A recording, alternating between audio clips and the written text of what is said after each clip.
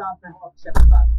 देश की अदालत और उसकी जजों की फटकार भी कई दफा काबिल गौर होती है। सुप्रीम कोर्ट ने आज एक वकील साहब को डांट लगाई।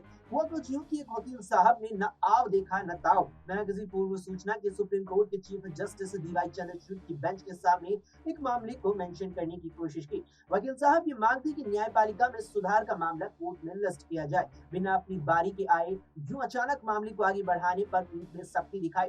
देश के मुख्य न्यायाधीश डीवाई चंद्रचूड़ ने वकील को फटकार लगाते हुए कहा कि ये कोई प्लेटफॉर्म नहीं है कि जो भी ट्रेन आई बस आप चढ़ जाए। ये पूरा वाक्य CJI DY Chandrachud, justice JB Pardiwala और जस्टिस मनोज मिश्रा की बेंच का है।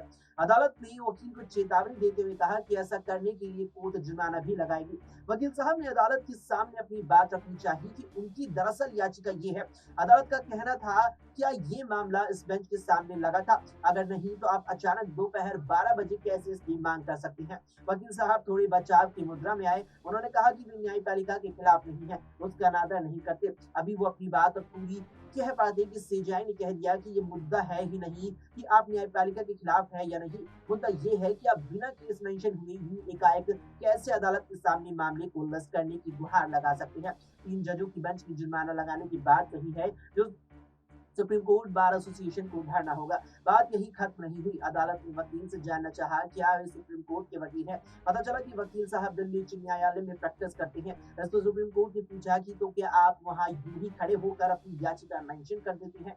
कोर्ट ने वकील साहब से आखिरकार ये कहते हुए बात खत्म की कि वे अपनी आप किसी वरिष्ठ वकील से समझिए कि सर्वोच्च न्यायालय के सामने कोई मामला किस तरीके से मेंशन किया जाता है और उसका असल तरीका जानने के बाद ही आप इस तरह की कार्रवाई सुप्रीम कोर्ट में करवा सकते हैं। फिलहाल के लिए इस वीडियो में इतना ही। देश और दुनिया की तमाम खबरों के लिए आप देखते रहें SPN9।